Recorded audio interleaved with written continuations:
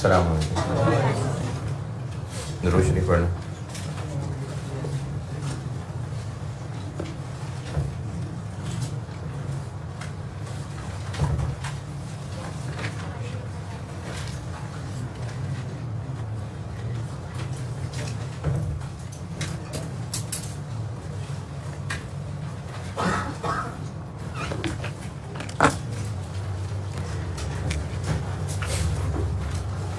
Provision वो कच्ची liability है जिसकी अभी अमाउंट और टाइमिंग अनसर्टेन है, लेकिन इसको छुपाना नहीं चाहिए। क्यों? क्योंकि जिम्मेदारी है, वो हरकत हो चुकी जिसकी वजह से जिम्मेदारी बनी, इसलिए उसको प्रोविजन कह के रिकॉर्ड कर लेते हैं। एक्सपेंस या asset debit, provision for something credit.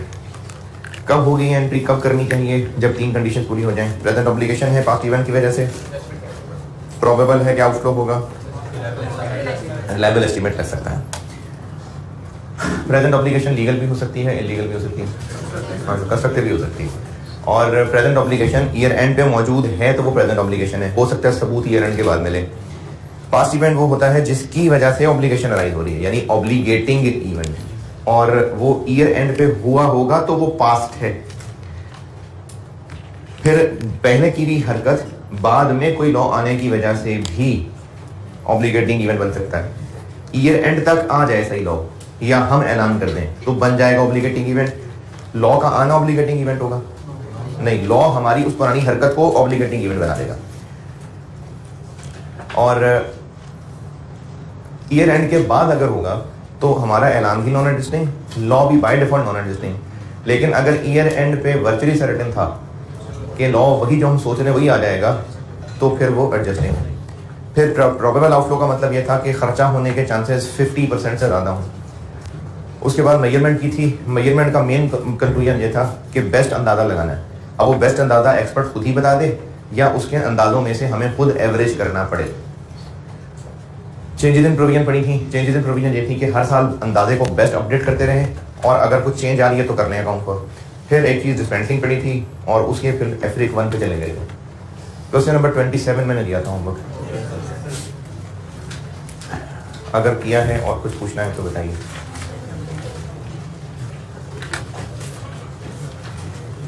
Question 27 किया है और कुछ पूछना है तो बताएं जी। हाँ,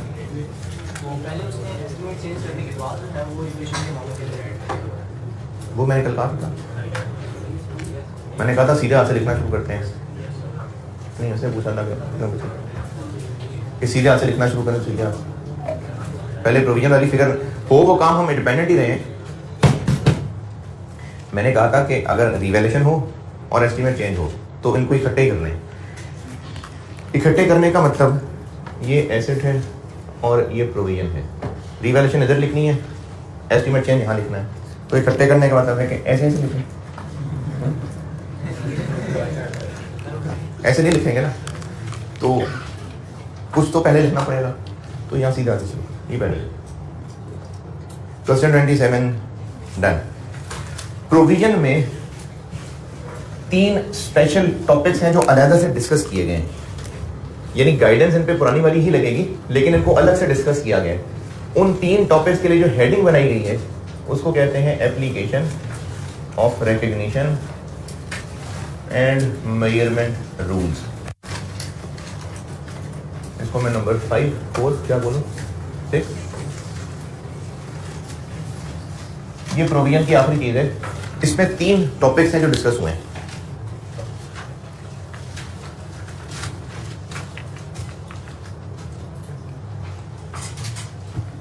आज रेवेन्यू की नहीं है, रेवेन्यू की मंडे ट्यूसडे और थर्सडे फ्राइडे। आज सीमैक की।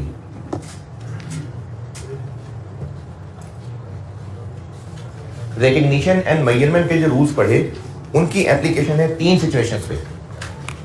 एक सिचुएशन उसमें है future operating losses.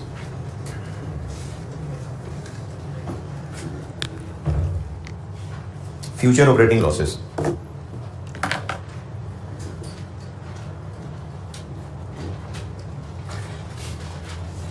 Operating profit क्या होता है? ऑपरेटिंग प्रॉफिट एफआईआर में रेशियोज पढ़ी होंगी।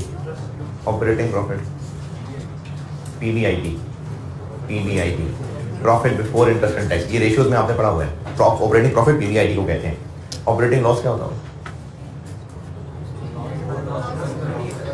वो जो आंसर आ रहा है अगर वो पॉजिटिव है तो PBIT है, नेगेटिव है तो loss before interest and tax है, तो उसको ऑपरेटिंग लॉस कहते हैं। यानी इनकम स्टेटमेंट में जब PBIT निकालें और वो माइनस आ जाए तो वो लॉस है, ऑपरेटिंग लॉस।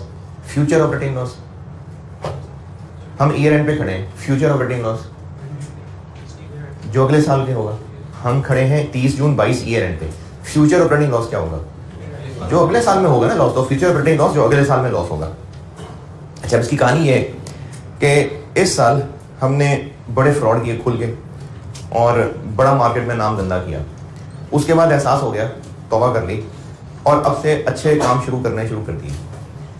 अब बिजनेस अच्छा भी चलना शुरू हो जाए, लेकिन वो जो पुरानी बदनामी फैल चुकी है मार्केट में, उस नाम को खत्म होते होते टाइम लगेगा। हमने बड़े लोगों को खराब चीजें बेची, पैसे मार दिए लोगों के, यानी मार्केट में। अच्छा, वैसे ही एक नॉलेज के लिए बात बता रहा हूँ, ये जब नॉलेज क्या हो, मैं नहीं बस एक बात बता रहा हूँ कि मार्केट में ना ये बहुत मैटर करता है कि बिजनेस का नाम मार्केट में ना खराब हो, क्योंकि कई मार्केट में काम उधार में चल रहा होता है, तो वो सारा है ही रिप्यूट के ऊपर, तो इसलिए बिजनेसेस नहीं अफोर्ड कर सकते उनका नाम खराब हो। तो ये बात कंस्ट्रक्टिव ऑब्लिगेशन से रिलेट करके बताऊंगा सवाल कराते हुए। तो मैं क्या कह रहा था, हाँ, नाम खराब हो गया मार्केट में, कुछ कस्टमर्स के पैसे मार लिए हमने, सप्लायर्स के पैसे मार लिए, चीजें खराब भेज दी, मार्केट में नाम खराब हो गया। अब हम आइंदा से फैसला कर रहे हैं कि अब नहीं करने गंदे काम, अब अच्छा काम करेंगे। लेकिन हमारी इस नीयत के करते ही लोगों ने खुद ब खुद हमें एक्सेप्ट नहीं कर लेना, टाइम लगेगा। कुछ अर्सा हमारी परफॉर्मेंस अच्छी चलेगी, लोग कहेंगे नहीं अब ये लोग अच्छे हो गए तो अब बिजनेस वापस बढ़ना शुरू हो जाएगा, लेकिन इसमें टाइम लगेगा। तो 2022 में हम हरकतें कर चुके जिस वजह से नाम खराब हो गया, अब अगला साल लॉस में जाएगा। उस लॉस की अभी से प्रोविजन बना रहे हैं नहीं, लेकिन हम बड़ा मार्केट में गन फैला चुके हैं, बड़ी बदनामी हो गई, लॉस ही लॉस है अगले साल। तो उसकी लॉस ट्रांजेक्शन की वजह से होना है।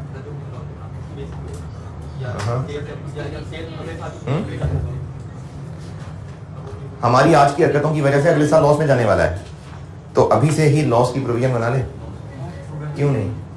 प्रॉबेबल नहीं है, पक्का ऐसी हरकतें की हैं कि हम भी कस्टमर्स की जगह होते तो हम भी ना मुंह लगाते अपने आप है। कितना लॉस है मैयर हो सकता है? 3.5 million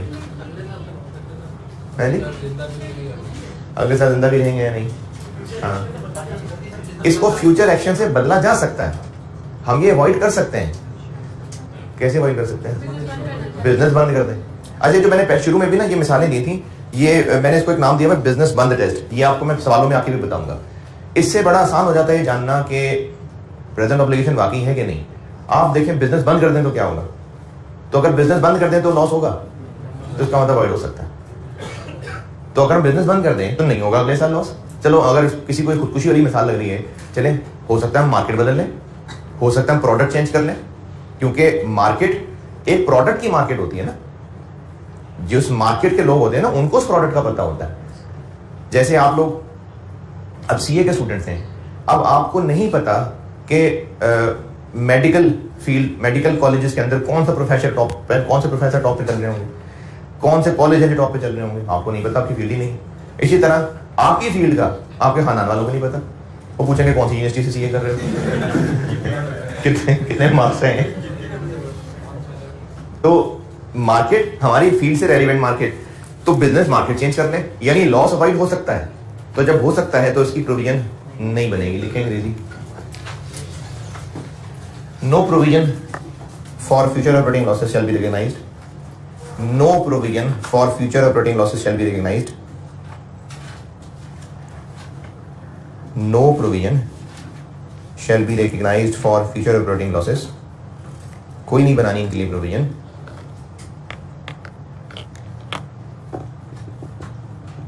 Because there is no present obligation. Because there is no present obligation to incur loss. Because there is no present obligation to incur loss.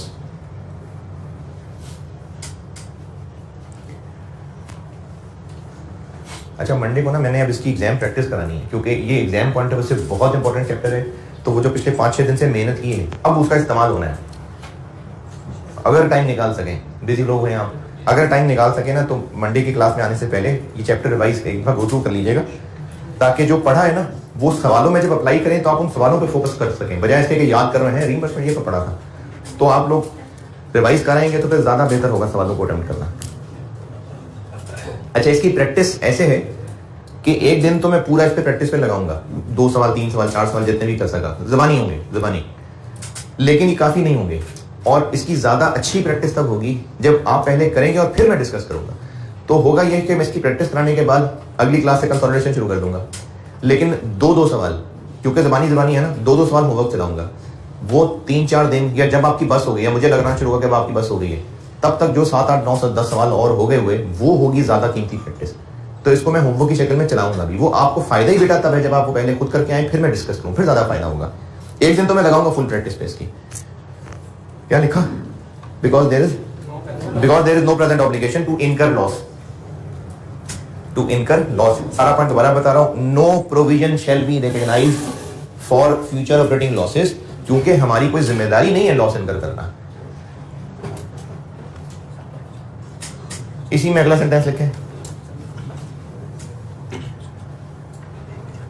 पहले समझ लें। अच्छा, अब ये अगला सेंटेंस जो है ना, ये क्योंकि थ्योरेटिकल डिस्कशन का सवाल है तो इसलिए उसमें ये बात भी जरूरी हो सकती है करनी।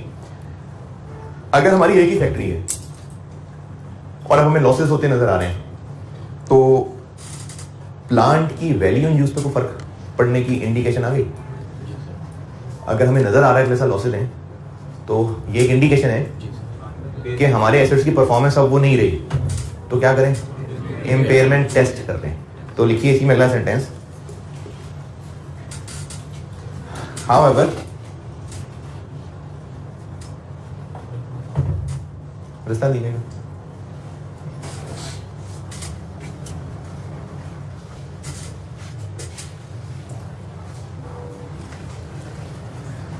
however expectation of future operating losses is an indication of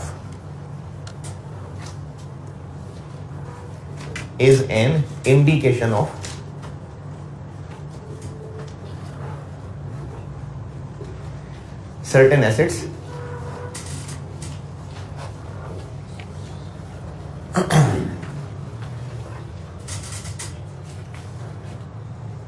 being impaired, certain assets being impaired.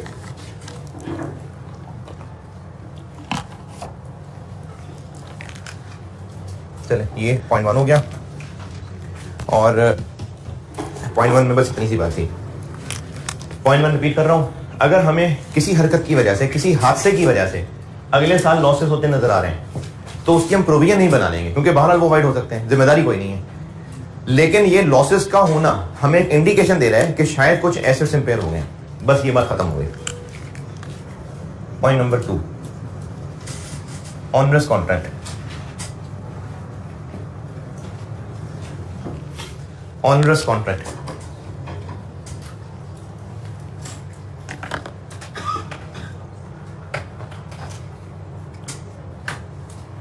Onerous contract वो होता है जो कॉन्ट्रैक्ट हो और मनहूस हो।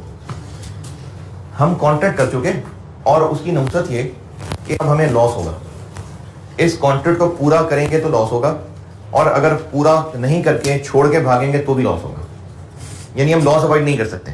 मिसाल के तौर पे अभी ये जो रिसेंटली पेट्रोल डॉलर बहुत बढ़ गया, हो सकता है कि कुछ 4 महीने पहले, 2.5 महीने पहले किसी बिजनेस ने अपने कस्टमर को कुछ गुड्स बेचने का वादा किया, और वो गुड्स उसने खरीदी नहीं थी खुद, बस अभी वादा किया था कि मैं तुम्हें बेच दूंगा, और ग्राहक अच्छा पक्का करने के लिए उसको रेट भी वादा कर लिया कि मैं आपको चीज 250 पर यूनिट बेचूंगा। अब उस वक्त वो चीज उसने खरीदी नहीं थी, लेकिन मार्केट से पता था कि मैं 100 की खरीद लाऊंगा और आगे 250 की बेच लूंगा। अब जब उसने वादा कर लिया और कस्टमर को और स्टाइल मारने के लिए ये भी लिखवा दिया कि अगर मैं मुकरा तो मुझे आप 10 लाख पेनल्टी डाल देना। अब ये वादा करके हम आ गए, कॉन्ट्रैक्ट हो गया। लेकिन जब चीजें डिलीवर करनी थी, चीजें इंपोर्ट करनी थी तो तब तक कुछ और इंपोर्ट हो गया, वो चीजें इंपोर्ट नहीं हो सकी। अच्छा, हालात बिगड़ गए। अच्छा, अब जो हालात बिगड़ गए तो अब वो जो चीज हमें लगता था 100 की खरीद लेंगे वो हमें 300 की मिल रही है। कस्टमर को वादा क्या कर चुके हैं, तो अगर तो वादा पूरा करेंगे तो लॉस है, 300 की खरीद के 250 की बेच रहे होंगे। और वो जो बढ़ के मार रहे थे कि हम अगर मुकरे तो पेनल्टी बढ़ जाएगी, तो अब अगर मुकरेंगे तो पेनल्टी बढ़ेगी। तो इस कॉन्ट्रैक्ट को कहते हैं ऑनरस कॉन्ट्रैक्ट। वो कॉन्ट्रैक्ट जो अब हमें लॉस से नहीं बचा सकेगा, यानी हम उससे लॉस अवॉइड नहीं कर सकेंगे। अच्छा, चूंकि अब कॉन्ट्रैक्ट ऐसा हो चुका कि लॉस अवॉइड नहीं हो सकेगा, तो हम इस बेकार कॉन्ट्रैक्ट में फंस चुके हैं, ये हमारी गलती है। हम ऐसे फजूल कॉन्ट्रैक्ट में फंसे ही क्यों, हमने क्यों कॉन्ट्रैक्ट ओपन नहीं रखा। बिजनेसेस को ना कॉन्ट्रैक्ट ऐसा रखना चाहिए कि कल को वो फंसे ना। तो इसमें हमारी हरकत ही ये है कि हमने एक फजूल कॉन्ट्रैक्ट क्यों किया। अब जब कर बैठे हैं भुगतो, अब जब हम कर बैठे हैं तो इससे जो लॉस कल को होना है, ये कौन सा लॉस था जो अवॉइड हो सकता था, क्योंकि कल बिजनेस करते तो लॉस होता, इसलिए प्रोविजन नहीं बनाई। अब ये अवॉइड क्यों नहीं हो सकेगा, है तो ये भी कल को होने वाला लॉस। जब कल चीजें बेचेंगे या नहीं बेचेंगे तो पेनल्टी बढ़ जाएगी, तो ये भी कल होने वाला लॉस है, लेकिन ये अवॉइड नहीं हो सकता। तो बेशक चीजें बेचनी कल हैं, बेशक चीजें कल बेचनी है, लेकिन वो नुकसान हमें चीजें बेचने की वजह से नहीं पड़ रहा, फजूल कॉन्ट्रैक्ट में फंसने की वजह से पड़ रहा। हम फंसे ही क्यों इस तरह के कॉन्ट्रैक्ट, इस तरह का बेकार कॉन्ट्रैक्ट ही क्यों किया हमने। तो जब कॉन्ट्रैक्ट कर चुके और फजूल कॉन्ट्रैक्ट कर चुके, तो अब इसकी सजा मिलनी चाहिए, और वो सजा अभी ही इस लॉस को रिकॉर्ड करना है। वो लॉस अभी हुआ नहीं है, होगा कब, जब वो चीजें खरीद के बेचेंगे तब लॉस होगा। 250 की बेचेंगे, 300 की खरीदेंगे, तो अभी ना हमने खरीदी है ना बेची है। इसी तरह अभी इनकार भी नहीं है, क्या इनकार करेंगे तो पेनल्टी पड़ेगी, लेकिन चूंकि कॉन्ट्रैक्ट इतना फजूल कर लिया हमने, और अब पास्ट इवेंट, ऑब्लिगेटिंग इवेंट, ये बेकार कॉन्ट्रैक्ट करना है जिससे हम निकल ही नहीं सकते, इसलिए इसी लॉस की, इसी कॉन्ट्रैक्ट की वजह से लॉस होना है, वो अभी ही रिकॉर्ड हो जाएगा। और उसको क्रेडिट करने के लिए फिर हम इसकी एक प्रोविजन क्रेडिट करेंगे। हाथ उठा रहा कोई, हाँ जी, वो बताता हूँ अभी बता रहा हूँ। अभी सिर्फ ये कहा है कि उस पर लॉस हमारा नसीब में लिखा जा चुका, और वो हमारी गलती कि हमने एक बेकार कॉन्ट्रैक्ट क्यों किया, इसकी सजा है वो लॉस। बेशक चीजें खरीदी ही नहीं अभी, लेकिन इस कॉन्ट्रैक्ट की वजह से वो लॉस होगा, तो इसलिए इसके ऊपर अभी से ही लॉस डेबिट और provision for onerous contract credit हो जाएगा। लिखें इसमें अंग्रेजी पहला point,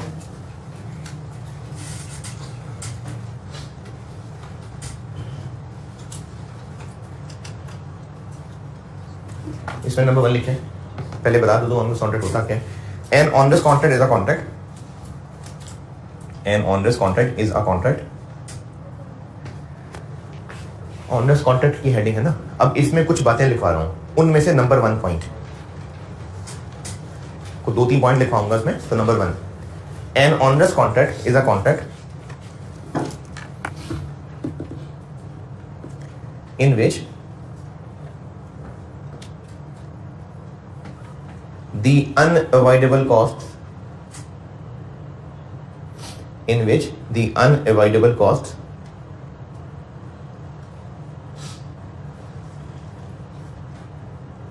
of meeting the obligations, repeat, in which the unavoidable cost, यानी वो कॉस्ट जो हम अवॉइड नहीं कर सकते, किस बात की cost, of meeting the obligation, जो जिम्मेदारी अपने जिम्मे ले चुके उसका जो खर्चा होगा वो अवॉइड नहीं कर सकते, under the contract,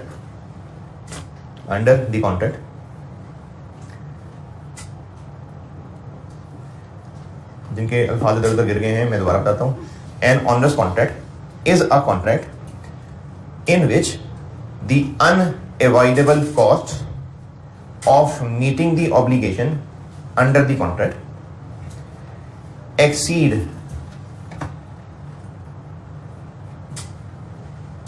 the economic benefits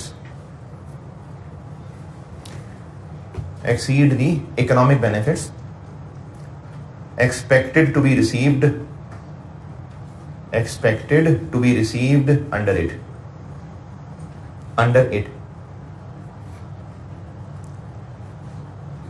अंग्रेजी रिपीट कर रहा हूं।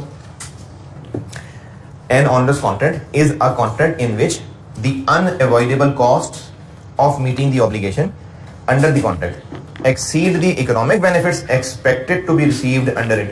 यानी हम अब इस मोड़ पे खड़े हैं कि अब से ऑनवर्ड जो हम काम पूरा करने के लिए खर्चे करेंगे वो ज्यादा हैं और उनसे जो रेवेन्यू आएगा वो कम है। इस कॉन्ट्रैक्ट को ऑनरस कॉन्ट्रैक्ट कहते हैं। अच्छा, ये जरूरी नहीं है कि ये पहले दिन ही मनूस था, ये जरूरी नहीं है। हो सकता है ये कॉन्ट्रैक्ट हमने कस्टमर से 2021 में किया था और उस कॉन्ट्रैक्ट के तहत हर महीने चीजें बेचते आ रहे थे और ये कह चुके थे कि हर महीने चीजें बेचेंगे और हर महीने चीजें 250 रुपए की बेचेंगे, और ये कॉन्ट्रैक्ट 21 में किया था और 6-7 महीने चीजें बेची भी थी और प्रॉफिट पे बेची थी। लेकिन अब मई ऑनवर्ड जो चीजें बेचने लगे हैं उनके रेट्स बढ़ गए हैं। तो चीजें बेचने का वादा जब किया था तब बुरा नहीं था, लेकिन चूंकि हमने अपने आप को सिक्योर नहीं किया था और अब इन हालात में आके हम फंस गए, तो वो कॉन्ट्रैक्ट उस दिन ऑनरस नहीं था, अब हो गया ऑनरस।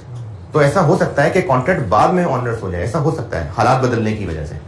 तो अब जब जहां खड़े ये मनूस बन रहा है, यहां से ऑनवर्ड जो सेल हो गई, अब यहां से ऑनवर्ड जो हमने खर्चा करना है और उसके बदले जो रेवेन्यू आना है, अगर वो रेवेन्यू खर्चे से कम है तो इसको फिर हम कहते हैं ये ऑनरस कॉन्ट्रैक्ट है। ये इस अंग्रेजी का मतलब है। ऑनरस कॉन्ट्रैक्ट की अंग्रेजी ओके। चले अब आगे अगला पॉइंट के करना क्या है, इसमें लिखें दूसरा point.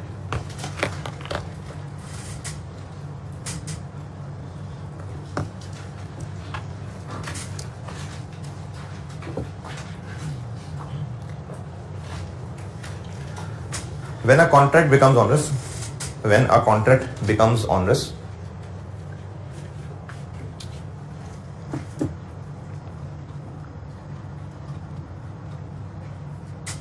then a provision for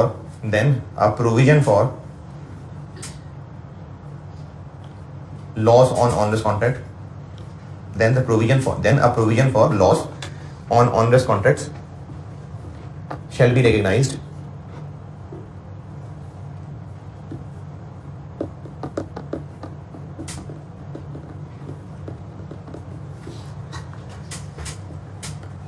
किस अमाउंट पे रिकॉर्ड करें। अगर हम काम पूरा करते हैं तो भी नुकसान है, अगर काम छोड़ के भागते हैं तो भी नुकसान है, तो ऑनरस है। या इसको इस तरह भी कह सकते हैं कि हमने कॉन्ट्रैक्ट ही ऐसा किया है कि कॉन्ट्रैक्ट में लिखा है कि हम मुकर ही नहीं सकते। अगर हम मुकरे तो कोर्ट हमें एक्ट बुलाएगी और हमसे वो कॉन्ट्रैक्ट परफॉर्म करवाएगी। तो अब इसमें पेनल्टी बेशक नहीं है, लेकिन हम मुकर ही नहीं सकते काम से। तो अगर तो ऐसा है कि हम एक काम से मुकर ही नहीं सकते तो प्रोविजन कितने से बनेगी, जितना उसका नुकसान होना है। लेकिन अगर दो रास्ते हैं कि या तो काम पूरा करें या पेनल्टी दें, अब प्रोविजन किस पे बननी चाहिए। आईएएस का मकसद बस ये है कि जो आप हरकत कर चुके हैं ना उसकी सजा भुगत के जाएं, बस ये मकसद है।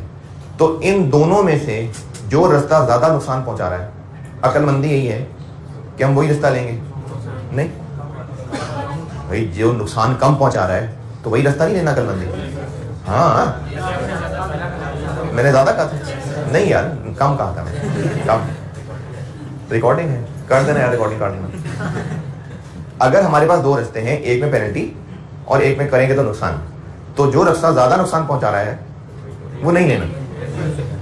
अब समझ आई ना, अब आपको समझ आएगी। और जो नुकसान कम है, अक्लमंदी है कि हमें वही रास्ता लेना चाहिए। तो बस इसी अक्लमंदी को आई 37 ने अडॉप्ट कर लिया। Shall be recognised at lower of, shall be recognized at lower of,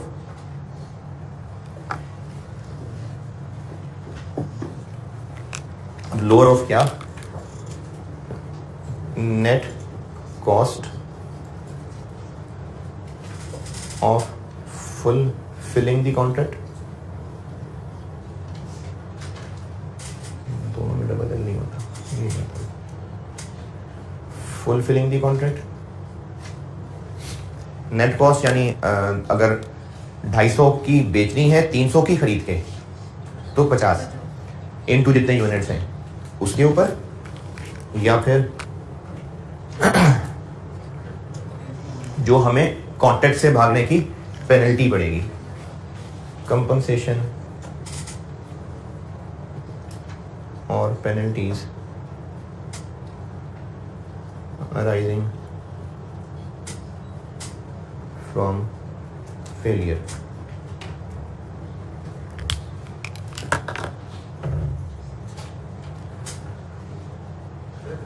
एक मिनट, हम प्रोविजन रिकॉर्ड करेंगे एट लोअर ऑफ ये दो, काम पूरा करने का नेट खर्चा, और अगर फेलियर हो तो क्या कंपनसेशन या पेनल्टीज पड़ेगी? इन दोनों में से लोअर, इस पे बनेगी provision ji.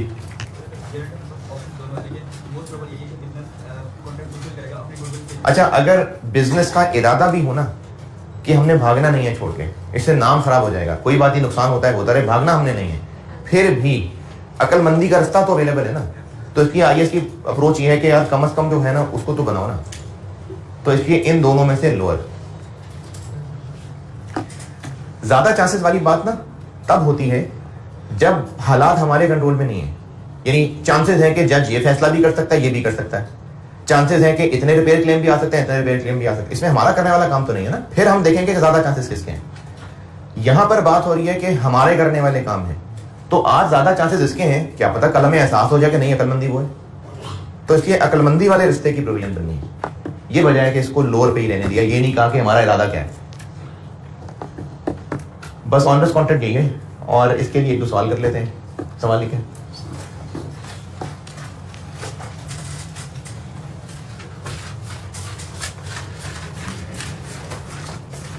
On 1st November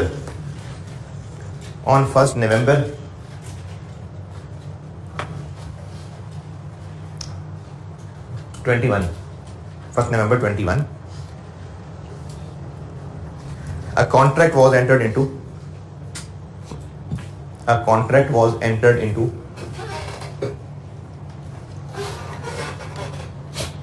with a customer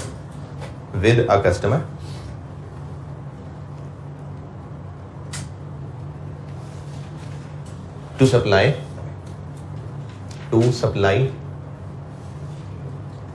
400 units of product A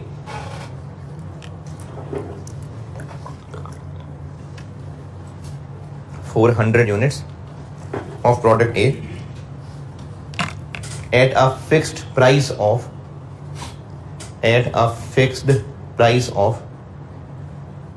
300 per unit, 300 रुपए per unit.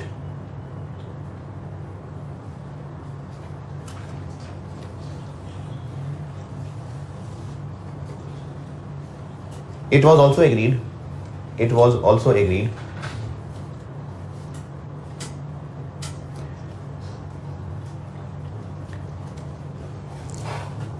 to pay a penalty of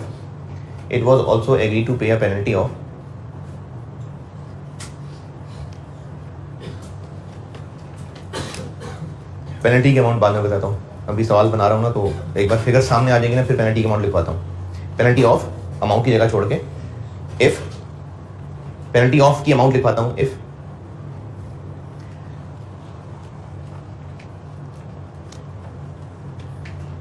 we fail to deliver goods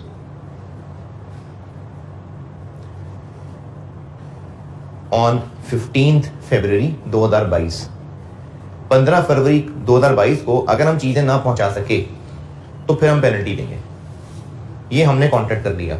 contract हुआ है 1 नवंबर 21 को कि 400 यूनिट्स बेचने हैं प्रोडक्ट ए के, और प्राइस तय कर ली 300 पर यूनिट। साथ ये भी कह दिया कि हम पेनल्टी पे करेंगे, जिसकी अमाउंट बताता हूं, अगर हम 15 फरवरी को चीजें ना पहुंचा सके तो।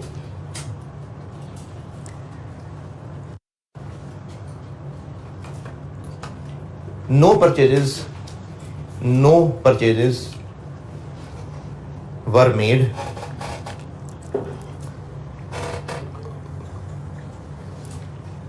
up till 31 December 21। No purchases were made up till 31 December 21, और इसके साथ ब्रैकेट में लिखिएगा दैट इज ईयर एंड, यानी 31 दिसंबर 21 ईयर एंड है।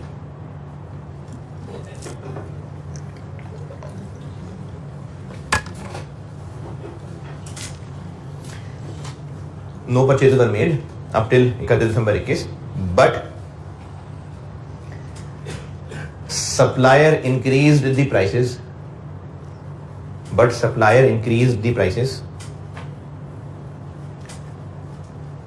to 380, 380 रुपए। ये सप्लायर ने प्राइस कर दी हुई थी, हमने खरीदा कुछ नहीं था, लेकिन सप्लायर ने प्राइस 380 कर दी थी 31 दिसंबर तक।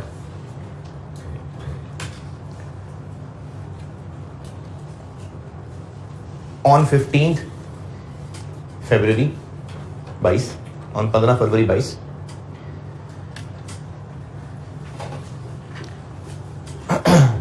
these units were purchased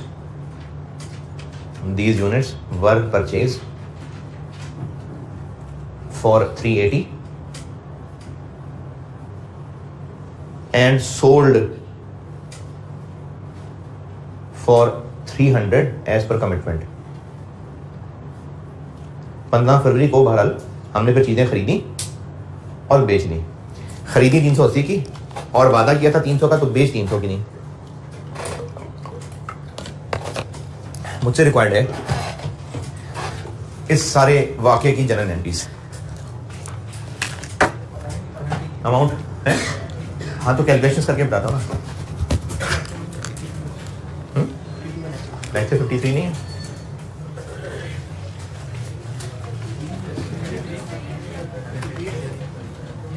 है 52 किए थे मैंने। 53 है।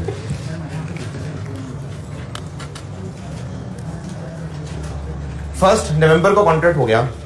जब कॉन्ट्रैक्ट हुआ तब तक वो ठीक था, क्योंकि सप्लायर ने प्राइसेस बढ़ाई हैं बाद में। तब तक कोई इशू नहीं लग रहा था, तभी पागल थोड़ी थे कि तब 380 की होती, हम 380 का रेट बता 300 का रेट बता देते। फर्स्ट नवंबर तक सब ठीक है। फर्स्ट नवंबर को क्या एंट्री होगी? कॉन्ट्रैक्ट कोई एंट्री नहीं होगी। 31 दिसंबर पे आ गए और ईयर एंड है और हमें नजर आ रहा है कि अब हम फंस चुके हैं और इस कॉन्ट्रैक्ट से हम लॉस अवॉइड नहीं कर सकते, तो ये एक ऑनरस कॉन्ट्रैक्ट बन गया। Loss on onerous contract debit कर दें या P&L का वर्ड भी ठीक है, P&L डेबिट कर दें और provision for onerous contract credit कितने से?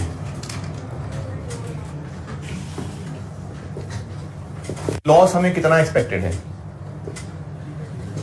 380 का खरीदेंगे, 300 का बेचेंगे इनटू 400, 32,000। पेनल्टी लिख लें 25,000।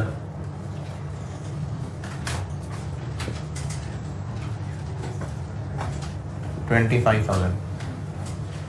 की अमाउंट 25,000 लिख लें। तो अब एंट्री कितने से हो जाएगी? 25,000 से। और अगर पेनल्टी 50,000 होती तो फिर 32,000 से हो जाती।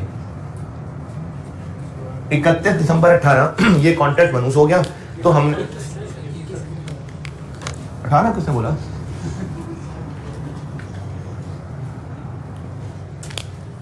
ये कुछ गड़बड़ है, कुछ हो जाता है, कुछ कर जाता है यहाँ पर। प्रेत आत्माएं।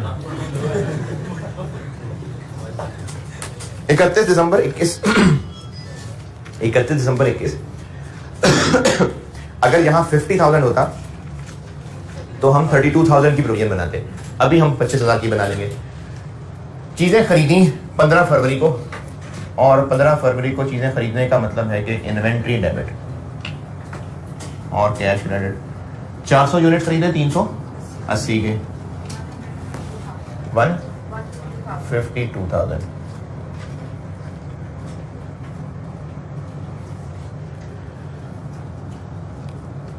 अच्छा, जिन्होंने प्रॉपर FR1 पढ़ा हुआ है, सॉरी प्रॉपर इंट्रो पढ़ा हुआ है, और लास्ट टाइम FR1 में मुझे लगता है मैंने पीरियोडिक परपेचुअल की एंट्रीज रिवाइज कराई थी। हाँ, जिन्होंने प्रॉपर वाला पढ़ा हुआ है ना इंट्रो, तो गुड्स की ट्रांजेक्शन रिकॉर्ड करने का एक परपेचुअल सिस्टम होता है, एक पीरियोडिक सिस्टम होता है। पीरियोडिक सिस्टम के अंदर गुड्स का खरीदना परचेजेस कहलाता है और परपेचुअल के अंदर इन्वेंट्री कहलाता है। अब FR2 के अंदर ना IAS 37 में भी, और जो लोग वो रेवेन्यू में बैठ रहे हैं, कल वाली क्लास में थे रेवेन्यू में भी, जब चीज़ें डिस्कस की जा रही होंगी या चलो एंट्रीज भी की जा रही होंगी, तो एज अ डिस्कशन लीजेस में भी, लीजेस के अंदर भी, तो वो परपेचुअल सिस्टम के जरिए बताई जाएंगी। तभी हम लीजेस में भी कॉस्ट ऑफ सेल्स डेबिट और इन्वेंट्री क्रेडिट की एंट्री कर रहे थे। तभी जो लोग कल क्लास में थे, जब वो यूनिट्स बेचे थे, रेवेन्यू वाली बात कर रहा हूँ, cost of sales debit inventory credit अलग से की थी ना, और यहाँ पर भी मैं यही काम कर रहा हूँ कि इन्वेंट्री डेबिट। तो FR2 के स्टैंडर्ड में जब कोई डिस्कशन में कहीं भी चीजें खरीदनी बेचनी आ रही हैं तो परपेचुअली चल रहा है, क्योंकि ऐसे ना बात कन्वे सही, कॉन्सेप्ट कन्वे सही हो पा रहा होता है। जो पीरियोडिक सिस्टम है ना, वो एक सुस्ती का रिकॉर्डिंग सिस्टम है कि चीजें खरीदे, एक्सपेंस बनाए जाओ, साल के एंड पे देखेंगे क्या होना है। वो एक कम कॉन्सेप्चुअल लेकिन आसान तरीका होता है, लेकिन कॉन्सेप्चुअल परपेचुअली होता है।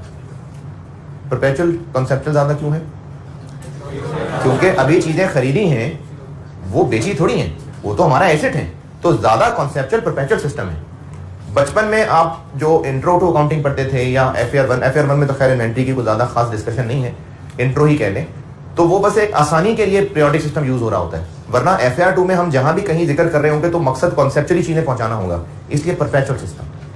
इन्वेंट्री डेबिट, कैश क्रेडिट, और चूंकि ये चीजें बेच दी तो फिर अगले ही दिन उसी दिन अगली ही एंट्री चीजें बेचने की भी entry, cash debit, sales credit, या डेटर भी डेबिट हो सकता है, पता नहीं पैसे आए कि नहीं आए, डेटर भी कह सकते हैं। 400 यूनिट्स इंटू 300, 120,000, और चीजें बेच दी, इसलिए कॉस्ट ऑफ सेल्स डेबिट, इसकी मैंने अमाउंट नहीं लिखी अभी, और एक लाइन छोड़ रहा हूं, इन्वेंट्री क्रेडिट, एक लाइन है बीच में। इन्वेंट्री क्रेडिट, इन्वेंट्री कितने से क्रेडिट? ये 152।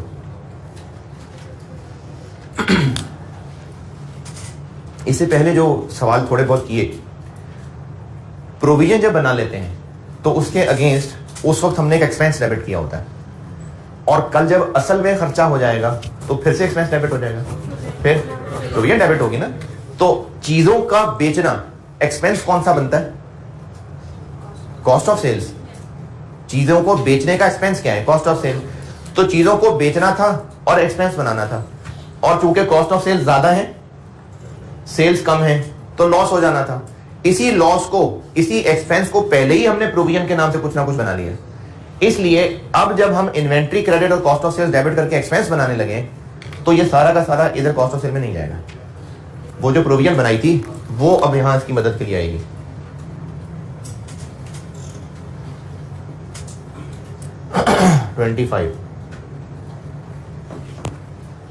अब इसको बैलेंस करें, 127,000। दोबारा जब हमने चीजें बेची तो कॉस्ट ऑफ सेल्स डेबिट होगी ना।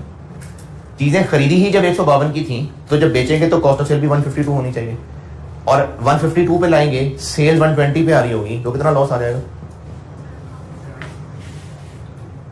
चीजें खरीदी 152 की हैं, बेची 120 की हैं, तो 32 का लॉस है ना। तो ये लॉस किस तरह से रिजल्ट हो जाएगा? सेल्स इतने पे आ रही होंगी और कॉस्ट ऑफ सेल 152 पे आ रही होंगी।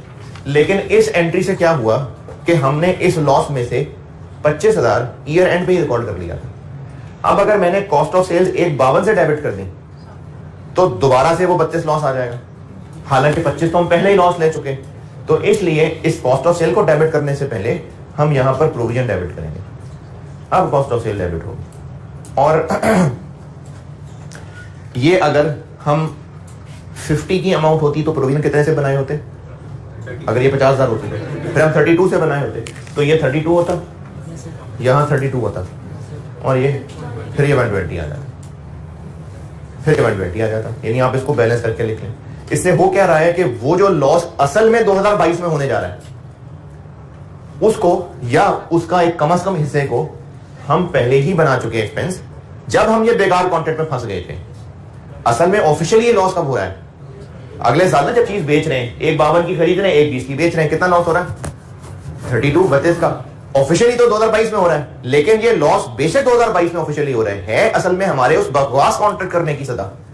तो वो चूंकि मौजूद था 21 में, तो हम इस लॉस को 21 में ही रिकॉर्ड कर बैठे थे। ये कॉन्सेप्ट है प्रोविजन फॉर ऑनरेस कॉन्ट्रैक्ट का।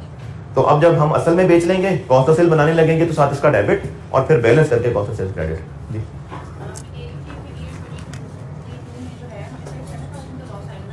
हाँ, क्योंकि उस वक्त हमने 25,000 पे प्रोविजन बनाई थी, 7 को अभी फिलहाल हमने छोड़ दिया था, तो अब फिर अल्टीमेटली 7,000 यहां पर एक्सपेंस रिकॉर्ड लॉस में आएगा। 7,000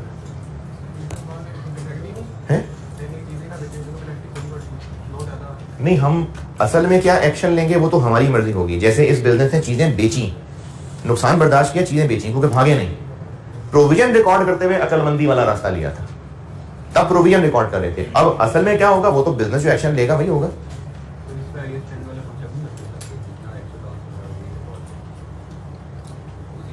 जितना एक्चुअल लॉस हो रहा है, देखें, अगर ये IAS 10 वाली बात लगनी होती तो वो तब लगती। अच्छा सवाल ये है, अच्छा सवाल है कि अगर ये IAS 10 फेज है फरवरी 2022 तो हमें जब नजर आ रहा है कि हम नहीं पीछे हटे और हमने जिम्मेदारी पूरी कर ली, तो हमने कितना नुकसान जिम्मे ले लिया 32, तो क्यों ना हम प्रोविजन 32 की बना दें जब आईएस 10 फेज में नजर आई है। तो ये सवाल समझ आया? जब आईएस 10 फेज में नजर आ गया कि असल में क्या एक्शन लिया है, तो फिर हम प्रोविजन बना लें। ये काम हम तब करते अगर आईएस 37 ने ये कहा होता कि अपना बेस्ट अंदाजे पे प्रोविजन बना ले। अगर आईएस 37 ने ये कहा होता ना कि ये प्रोविजन अपने बेस्ट अंदाजे पे बनाएंगे क्या होगा, और उसमें हमने देखा होता ज्यादा चांसेस किस बात के हैं, फिर अपडेट करते। जब आईएस 37 ने कहा ही यही है कि इनमें से लीस्ट पे, तो उसने तो कह दिया कि कम पे बनानी। तो अब ये एस्टीमेट चेंज का मामला नहीं रहा। अगर ऐसी बात होती ना कि हम अपनी मर्जी, यानी आईएस ने कहा होता देख लो यार जो तुम्हें ठीक लगे कर लो, और हमने सोचा होता कि हमारा ख्याल है कि हम भागेंगे, इस पे प्रोविजन बनाई होती, और अब आईएस 10 फेज में ना भागे होते, फिर एस्टीमेट चेंज करते। लेकिन आईएस 37 ने क्लियरली कहा है कि आपने जो प्रोविजन बनानी है, the unavoidable cost under a contract reflect the least net cost of exiting from the contract which is the lower of। तो अब आईएस 37 ने ना कह दिया कि लोअर ऑफ, तो जब कह दिया एज अ रूल तो फिर रूल कह दिया। इस क्वेश्चन में बताएं और कोई सवाल? ठीक, अगला सवाल लिखें। इसको कर रहे हैं नोट तो कर लें।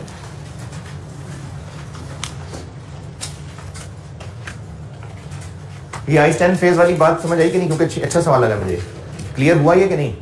ये आईएस 10 फेज में है बेशक, लेकिन हम इसको अमेंड नहीं कर रहे क्योंकि हमने प्रोविजन कोई एज सच एस्टीमेट पे नहीं बनाई है, हमने समझते पूछते लोअर ऑफ दीज टू पे बनाई है।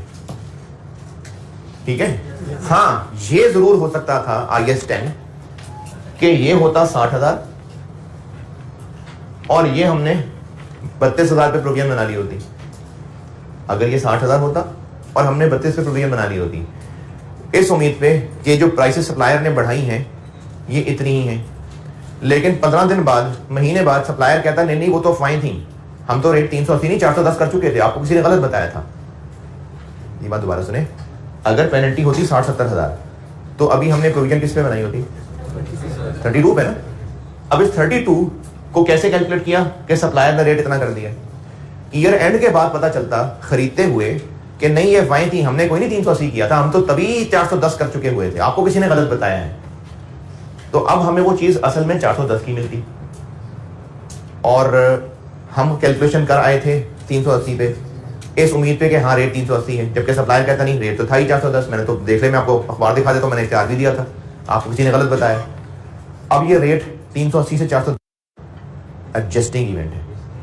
अब एडजस्टिंग है क्योंकि हमारी कैलकुलेशन 380 की बेस पे रिकॉर्डेड है, अब हम उसको अमेंड करके 410 के हिसाब से करेंगे, फिर होगा एडजस्टिंग और इस अमाउंट को एडजस्ट कर लेंगे, फिर एडजस्टिंग।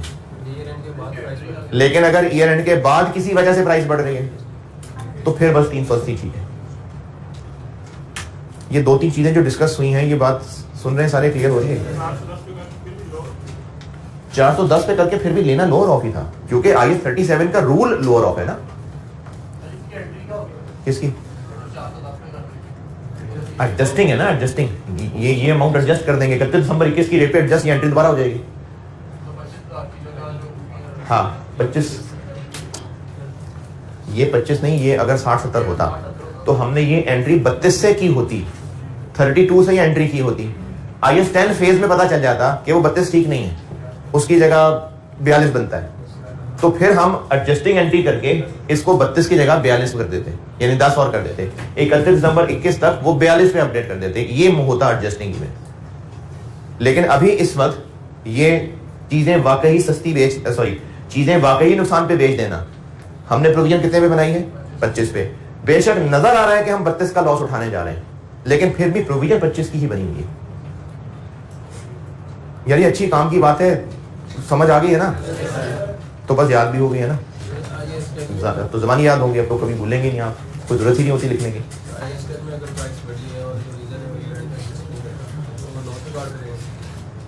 अब आपको जरूरत पड़ेगी सर दोबारा बता दें। चलिए एक बार दोबारा बताता हूँ। एक तो है जो सवाल सामने सॉल्व हो गया, इस पे एक सवाल ये आया स्टूडेंट का कि हमें अब जब नजर आ गया है आईएस 10 फेज में, अच्छा एक तो याद आया, आईएस 10 फेज ना जबरदस्ती नहीं आएगा सवालों में, सवाल में इशारा होगा IS 10 का सवाल है, फिर IS 10 फेज है, वरना बाय डिफॉल्ट हर IS में IS 10 फेज नहीं है। हर सवाल की डिस्कशन में बाय डिफॉल्ट IS 10 फेज नहीं है, सवालों में हिंट मिल जाता है। IS 37 के साथ बाय डिफॉल्ट शामिल है IS 10, क्योंकि ICAP की बुक के अंदर चैप्टर ही IS 10 और 37 है। IS 37 के सवालों में बाय डिफॉल्ट IS 10 चल रहा है साथ। सवाल एक स्टूडेंट का ही आया कि हमें जब नजर आ गया है कि हमने इसमें से 25 वाला रास्ता लिया कि 32 वाला, असल में 32 वाला, 32 हमने असल में 32 वाला रास्ता लिया कि 25 वाला, 32 वाला। तो जब ये नजर आ गया कि हमने असल में लिया ही रास्ता 32 वाला है, तो क्यों ना हम उस प्रोविजन को 25 की जगह 32 कर दें। ये सवाल था। इस सवाल का जवाब मैंने ये दिया कि हमने कोई अंदाजा लगा के 25-32 नहीं लिया था, हमने एज अ रूल इनमें से लोअर लिया था। हमने ये नहीं किया था कि ज्यादा चांसेस इसके हैं कि ज्यादा चांसेस इसके हैं, हमने एज अ रूल इस लोअर को लिया था। इसलिए असल में बेशक हमने 32 वाला एक्शन लिया है, इवन देन प्रोविजन लोअर यानी 25 पे ही रिकॉर्डेड रहेगी। इस सवाल और इसके जवाब को अगर कोई किसी भी अल्फाज में लिखना चाहे तो मैं रोक गया हूं, आप लिखना चाहे तो लिख लें। अच्छा सवाल था। एक मिनट पहले है जी, नहीं वो तो यहीं पे आ गया ना, उसको मैं क्या अमेंड करूंगा, वो चीज तो यहीं नजर आई है ना, वो तो चीज यहां नजर आ रही है ना। ये जो मैंने अभी बात बोली है ये तो यहां नजर आ रहा है, इसका एक और सवाल क्या करना है तो नजर आ रहा है। सवाल ये है कि जब हमें IS 10 फेज में पता चल गया कि 32 का लॉस हो रहा है, तो फिर भी हम प्रोविजन 25 की क्यों रख रहे हैं। वो जो चीज आप कह रहे हैं ना अगले सवाल में करा दें, वो ये है ना, ऑलरेडी हुआ हुआ है। हाँ वो मैं करता हूँ अगले सवाल में, वो ले आता हूँ। 410 वाली बात मैं अगले सवाल में ले आता हूँ, ये आपको कह रहा हूँ करने को।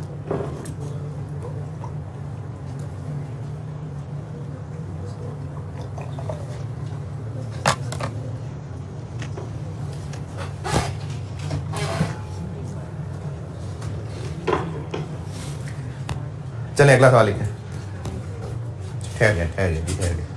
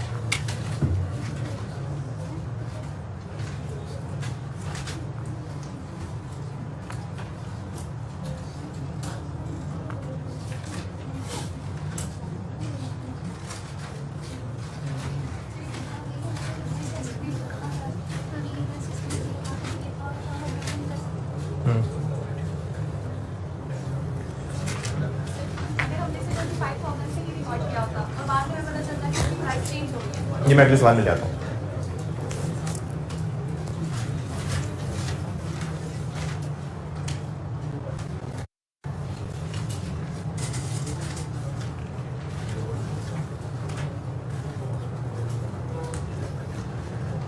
अभी 410 वाली बात ना लिखना, वो मैं सवाल में कवर कर लेता हूँ। अभी यही वाली बात ही लिख लें बस कि हमें IS 10 फेज में अगर 32,000 वाली सिचुएशन नजर आ गई है कि हम कॉन्ट्रैक्ट पूरा करने पे ही चले गए हैं, तो फिर हमने पेनल्टी की प्रोविजन क्यों बनाई, हम एडजस्ट करके 32,000 कर लें।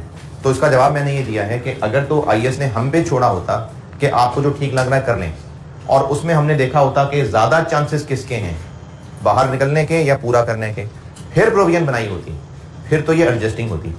लेकिन IS ने हमें कहा ही ये है कि लोअर ऑफ बोथ। चलिए अगला सवाल लिखें।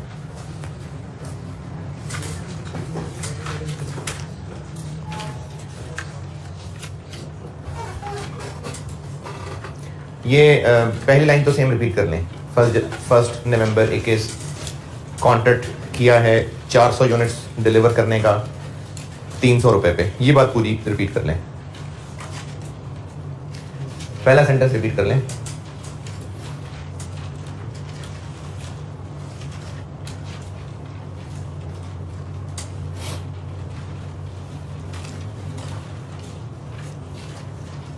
जब मैंने कहा था नो परचेजेस वर मेड, इससे पहले पहले तक सेम रिपीट कर लें।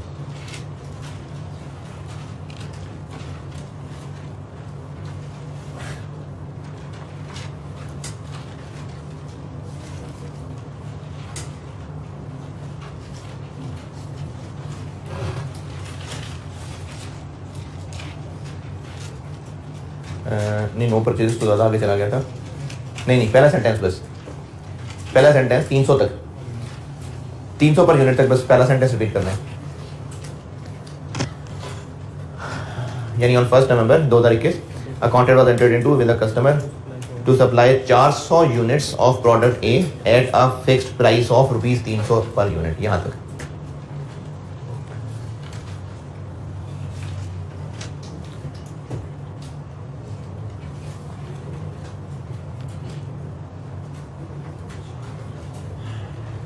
On 15 December, on 15th December,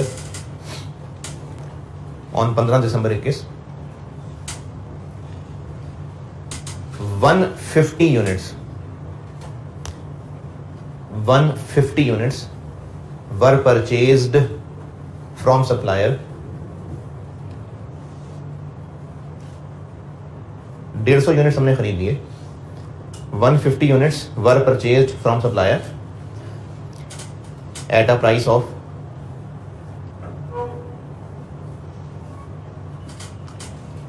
₹325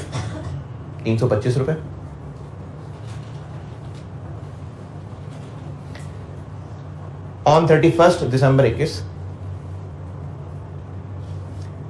अगला सेंटेंस है on 31st December 21, that is year end, supplier further increased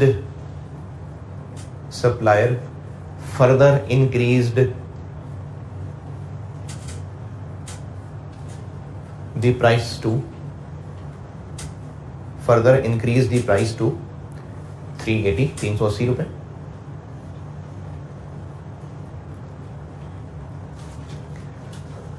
On 31st January, अगला सेंटेंस, on 31st January 22, कितने लगे units? 150, 400, 250, 250 units. On 31st January 22, 250 units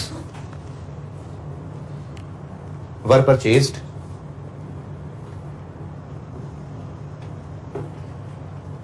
from supplier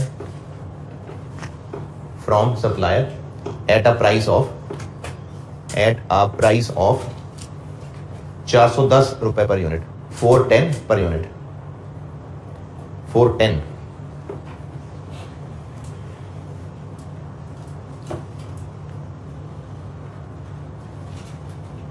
bracket में लिखें price change after year end, यानी ये जो 380 से 410 हुआ है ना, price change after year and is assumed to be a non-adjusting event, और ये ना भी कहा होता तो भी हम बाय डिफॉल्ट इस बाद में प्राइस बढ़ने को नॉन एडजस्टिंग ही लेते, लेकिन अभी आपकी तसल्ली के लिए मैंने लिखवा दिया कि ये जो ईयर एंड के बाद प्राइस बढ़ी है, it is assume to be non adjusting event. क्या लिखा है सेंटेंस? हाँ ठीक है, नॉन एडजस्टिंग इवेंट।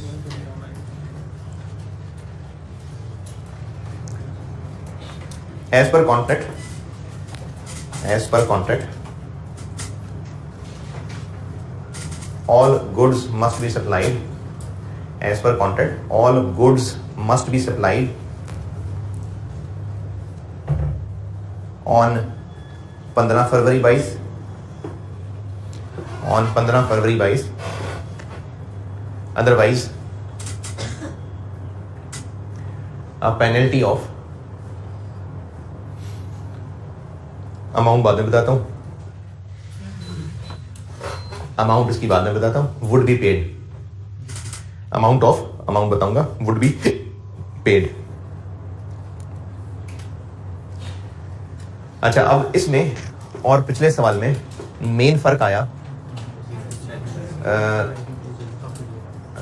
वैसे तो और भी फर्क नजर आएंगे आपको, लेकिन मैं जो पूछना चाह रहा हूं, जो आप और से देखें, ईयर एंड से पहले आप कुछ यूनिट्स खरीद ली हैं, ये एक मेन मैंने फर्क डाला है इसमें।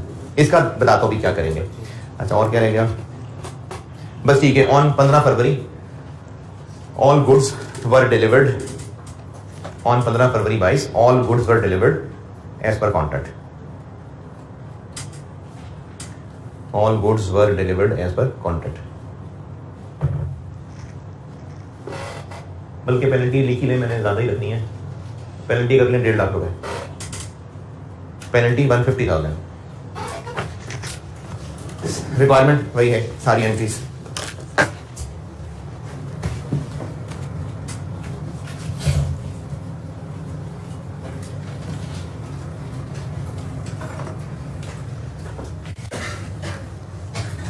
अच्छा लाइट गई 1-2 दफा तो चीजें पूरी कर लें। मैंने 400 यूनिट्स बोले हैं 300 फिक्स्ड प्राइस पे। 15 दिसंबर को इनमें से 150 यूनिट्स खरीद लिए थे हमने 325 के। ईयर एंड तक प्राइस बढ़ के 380 हो गई। फिर उसके बाद हमने बाकी 250 यूनिट्स मजीद खरीदे 410 के, और ये मजीद प्राइस बढ़ना नॉन एडजस्टिंग है, बाय डिफॉल्ट ही नॉन एडजस्टिंग ही है, और पेनल्टी बता दी मैंने 150,000। ठीक है, अब पहली एंट्री कब होगी? 15 दिसंबर, क्योंकि हम गुड्स खरीद रहे हैं। इन्वेंट्री डेबिट और कैश क्रेडिट, 150 यूनिट्स खरीद रहे हैं 325 48750, ये इन्वेंट्री खरीदी। अब आते हैं ईयर एंड पे, P&L डेबिट और provision for onerous contract credit.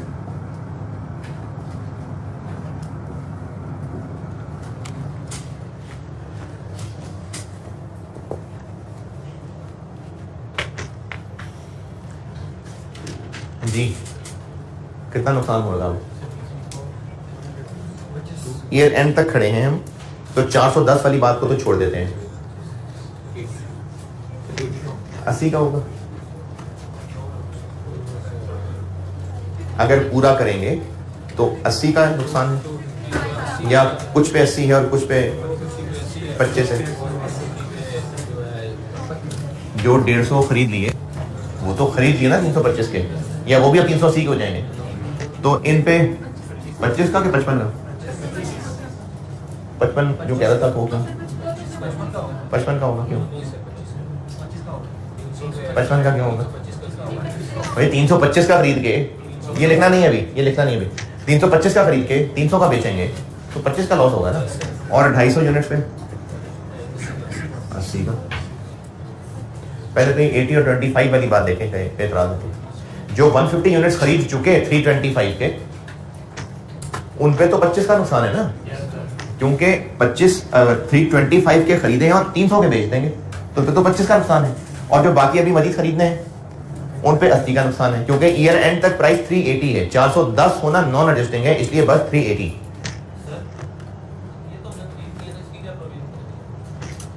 ये तो मेरा डायलॉग था। ये यूनिट्स और 25 और 80 ओके। प्रोविजन उस खर्चे की बनती है जो अभी होना है। ये जो हम 150 यूनिट्स खरीद चुके हैं, ये तो IS2 में आ गए। अब इनका ख्याल IS2 रख लेगा, IS 37 को इसकी फिक्र करने की जरूरत नहीं है। IS2 ख्याल ऐसे रखेगा कि ये 150 यूनिट्स हमें कॉस्ट कितने किए हैं 325। अभी ये हमारी इन्वेंट्री है या बेच दी है? NRV कितनी है? 300। इनकी NRV 300 है। जो 150 यूनिट्स हम खरीद चुके, ये अब IS2 में फॉल कर रहे हैं, ये इन्वेंट्री है और इनकी कॉस्ट 325 है, NRV 300 है, तो इस पे तो 300 राइट डाउन बनता है 300 तक। 325 पे रिकॉर्डेड है ना। अब हमने इसको लोअर ऑफ कॉस्ट और NRV पे रखना होता है, तो उसकी NRV 300 है, तो ये IS2 के मुताबिक ही बेइज्जती कराएगा, 37 से नहीं डील होगा। IS2 ही ख्याल रख लेगा इसका। तो IS2 ही कह रहा है कि इसको कम करो, NRV पे लाओ, तो उस NRV की हम राइट डाउन की एंट्री कर लेंगे। P&L डेबिट का वर्ड भी ठीक है, कॉस्ट ऑफ सेल डेबिट का वर्ड भी ठीक है, और इन्वेंट्री क्रेडिट, ये हम इनको राइट डाउन कर लेंगे। 150 यूनिट्स हैं और इनको NRV तक राइट डाउन करना पड़ेगा। 3750 ये 25 रुपए जिनको समझ ना आया हो, कॉस्ट है 325। NRV होती है सेलिंग प्राइस, जब कल को बेचेंगे, माइनस कॉस्ट टू सेल, तो हम 300 का बेचेंगे, वही NRV है, क्योंकि सेलिंग कॉस्ट तो कोई बताई नहीं है, ये लोअर है। तो चूंकि बुक्स में ऑलरेडी रिकॉर्डेड है तो इसको हम कम करके 300 तक गिराएंगे, ये NRV राइट डाउन कहलाता है। तो ये IAS 37 के मुताबिक हो रहा है, नहीं ये नीला नीला जो मैंने किया ये IAS 2 है। अब जब इसके मामला IAS 2 ने देख लिया, अब हम IAS 37 की कैलकुलेशन किसके लिए करें? बाकी 250 यूनिट्स के लिए, बाकी 250 यूनिट्स के लिए। तो अब जब हम उन 250 यूनिट्स की बात करेंगे तो उन पे हमें काम पूरा करने पे लॉस होगा 80 का 20,000 बस। हाँ ठीक है, और भागते हैं तो 150। तो हम 20,000 पे प्रोविजन फॉर ऑनरस कंटेंट बना लेंगे।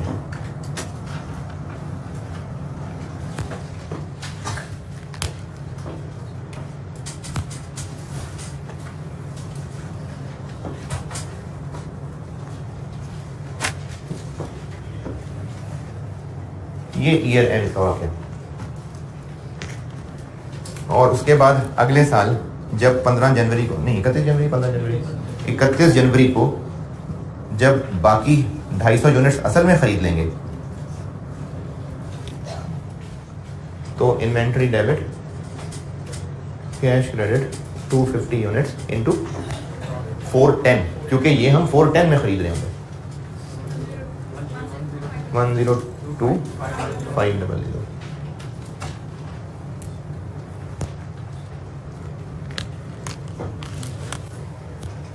15 फरवरी 22 cash debit sales credit 400 units, 300 का एक 120,000। Cost of sales debit provision for onerous contract credit debit और इन्वेंट्री क्रेडिट। यहां तक पहुंचे और बताएं इन्वेंट्री कितने से क्रेडिट होगी?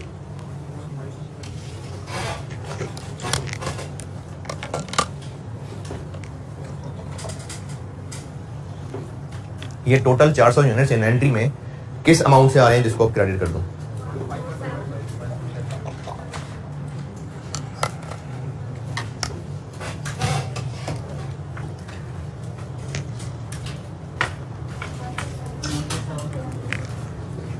$250 इतने पे आ रहे हैं और 150 300 पे आ रहे हैं, क्योंकि उनको राइट डाउन करके NRV पे ले आए हुए थे। 150 300 पे आ रहे हैं और 250 410 पे आ रहे हैं। या अगर वैसे देखें इन्वेंट्री डेबिट इन्वेंट्री क्रेडिट, यानी this minus this plus this, तो इन्वेंट्री का बैलेंस इस वक्त आ रहा है 147, तो कॉस्ट ऑफ सेल्स में डेबिट जाएगा 127,500।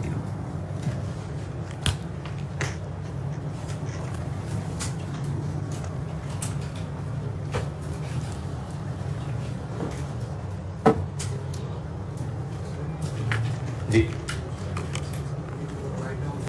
हाँ, कॉस्ट ऑफ सेल्स डेबिट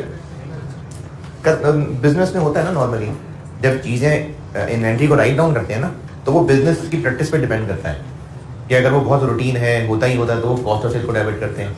अगर वो बहुत रूटीन नहीं है तो फिर P&L डेबिट होता है। तो एक स्टूडेंट के पॉइंट ऑफ व्यू से दोनों बातें ठीक है। NRV राइट डाउन जो है ना, वो डिपेंड करता है कि नॉर्मल रूटीन है या कुछ एबनॉर्मल मसला है। नहीं देखिए, इस बिजनेस ने क्या 21 में सेल ही कोई नहीं की होगी पूरे 21 में? ये एक वाहिद ही कस्टमर था। आपको अजीब इसलिए लग रहा है कि 21 में जब सेल ही नहीं की तो कॉस्ट ऑफ सेल क्यों आ गई? यही कह रहे हो ना। तो इस बिजनेस की 21 में और कोई सेल ही नहीं हुई होंगी, तो कॉस्ट ऑफ सेल भी आ रही होंगी। तो अगर ये भी थोड़ा सा जाके कॉस्ट ऑफ सेल को चार्ज हो गया तो कोई बात नहीं।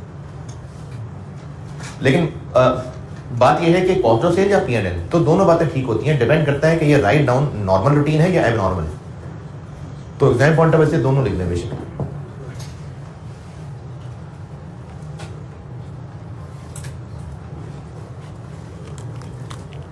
लास्ट चीज, प्रोविजन खत्म, ये मैंने IAS 10 में एक टर्म रोकी हुई थी कि आपको IAS 37 में बताऊंगा। प्रोविजन की लास्ट चीज रीस्ट्रक्चरिंग, प्रोविजन खत्म, बाकी जो कंटिजेंट लायबिलिटी है, कंटिजेंट एसेट है, वो तो बस 10-10 मिनट की चीजें हैं। लास्ट चीज रीस्ट्रक्चरिंग।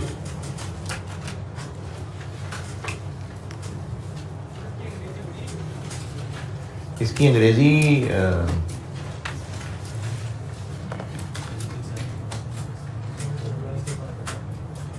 बड़ी है, मेरा ख्याल में कोई एक पेज शायद लग जाए। इसकी एग्जाम्पल भी बतानी है, कोई एक पेज से फैल जाएगी बात। Restructuring,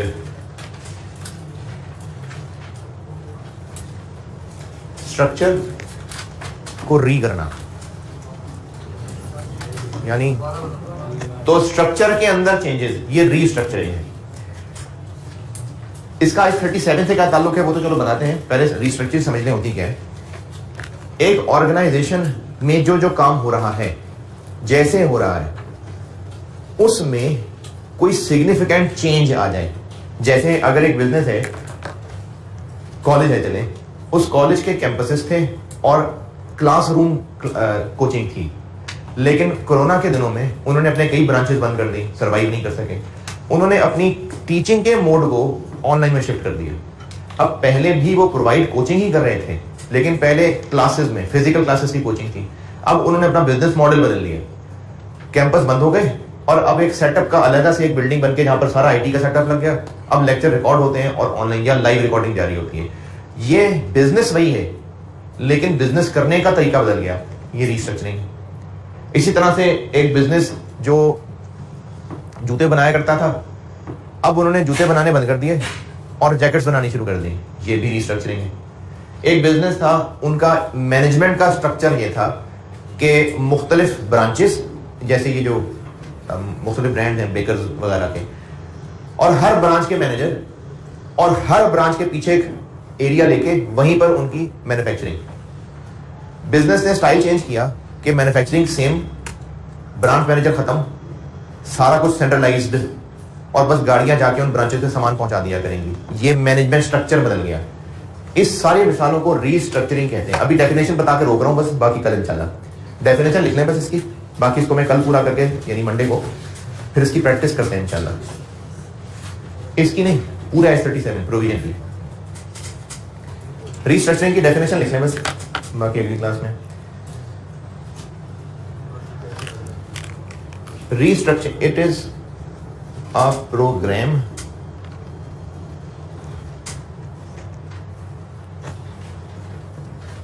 that is planned and controlled by management। यानी कोई जबरदस्ती नहीं चेंज हो रही, मैनेजमेंट ने ही सोचा और मैनेजमेंट ही की मर्जी से। It is a program that is planned and controlled by management, और it changes, materially changes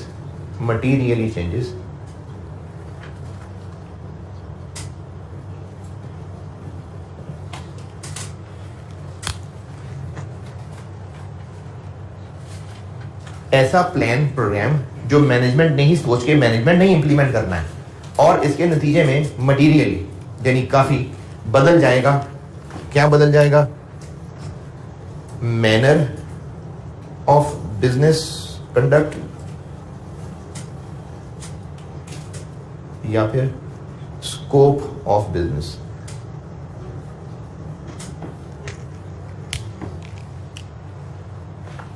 जो मैंने कॉलेज और ऑनलाइन की मिसाल दी, मैनर बदल गया और जूते बनाने बंद कर दिए, जैकेट्स बनाने शुरू कर दिए, स्कोप बदल गया। अच्छा, एग्जिस्टिंग काम में कोई और नया काम ऐड हो जाना वो रीस्ट्रक्चरिंग नहीं है, क्योंकि उसको चेंज नहीं कहेंगे। चेंज तब होती है जो पहले हो रहा था वो चेंज हो, तो इसलिए चेंज में यकीनन कोई एग्जिस्टिंग बात खत्म होनी होगी। ठीक है जी, अब अगली क्लास में मिलते हैं इंशाल्लाह। अल्लाह हाफिज़।